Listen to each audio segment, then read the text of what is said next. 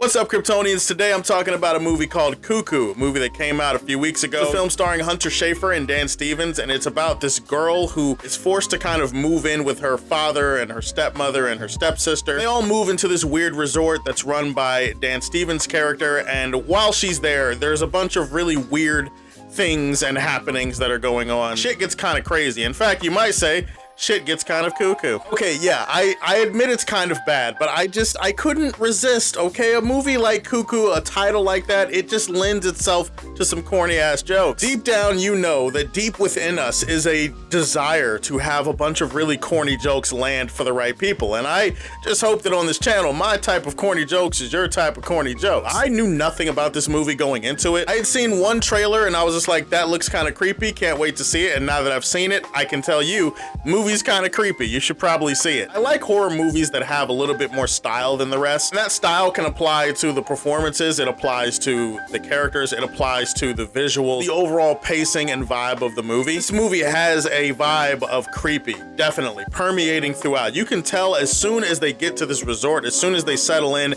and they're living in this place, you can just tell everything about it is wrong. Everything feels off, everything feels odd and weird. Dan Stevens, his character, it keeps you on your toes. It makes you feel like something really weird or bad is gonna happen. Even the slow building scenes that are really there to build character, they also lend to the dread. And it helps that there is a mystery that is surrounding this resort and surrounding certain characters, and that this movie is very deliberate in handing out the answers to that mystery. So you're gonna be sitting there waiting for answers for a while, and I think that does drive up the anxiety a little bit. Another thing that might drive up your anxiety is the performances, namely by Dan Stevens. Dan Stevens, his character is such a snake in this movie, man. You know that there is something off with him. You know that he is way more evil than he's letting on. He's also the most polite, accommodating person in the movie, and that feels like a contradiction, but it also speaks to the nuances of his performance and the fact that he's able to carry both tones. I would say Hunter Schafer is actually the best performance in the movie, though. She is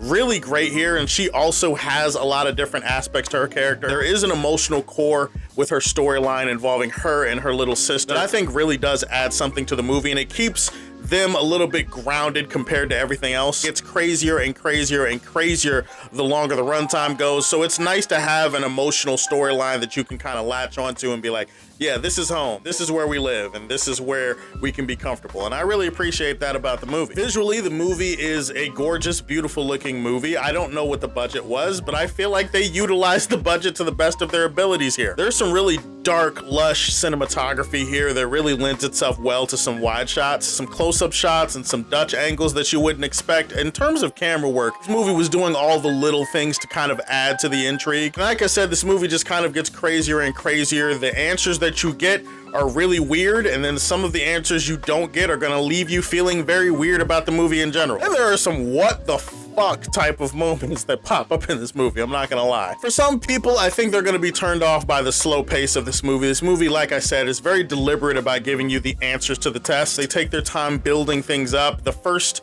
I would say 30 to 40 minutes of the movie is mostly set up with some intriguing and disturbing imagery thrown in there here or there. I do think maybe they could have cut some corners in some areas with some of these scenes. Can't say that they waste their time necessarily, but there are some scenes that I do feel like they put in there as if they were going to be important later, and then later on these scenes don't turn out to be important. I would say my bigger issue, though, is more about the fact that this movie is determined to not answer certain answers to certain parts of the test that I feel like the movie kind of needs to answer in order to create a well-rounded picture. I'm all for ambiguous movies. I'm all for movies that have some mystery and have some intrigue. I'm all for movies that leave a lot of questions, because I like those questions, because then we can discuss them and we could talk about them, and it's kind of a fun thing. But unfortunately for me, I just feel like they went one step too far. There's just like too many things, especially in the second half of the movie, that just make you question things where you're kind of like, I don't know if this makes sense all the way, and it just leaves you feeling a little bit unsatisfied when you walk out of the movie. You're kind of like, man, I wish they had actually gone the extra mile here. I wish they had explained this. Sure, I could leave it to my imagination. I don't need all of it answered, but at least some of it, like some of the easier ones, I feel like they could have answered some of that, and instead they don't, and they just kind of throw up their hands and they say, hey, you chose to participate in this weirdness, you're just gonna have to live with the not knowing. It has some good scary imagery, and it has a lot of interesting questions and lore that is kind of thrown into this movie without giving you as many answers as you probably want to get. Overall, I enjoyed this movie. I had a really good time with it. I'm gonna leave this one in the Silver Age for Man of Steel. Guys, let me know, what are your thoughts on Cuckoo? Put them in the comment section down below. Tell me what your pick is for the creepiest horror movie of the last decade. Go ahead and put that in the comment section too. Please like and subscribe to the Superfan Show, and if you like what you see, tell me how you feel, and stay tuned to hear more from the Man of Steel. Peace.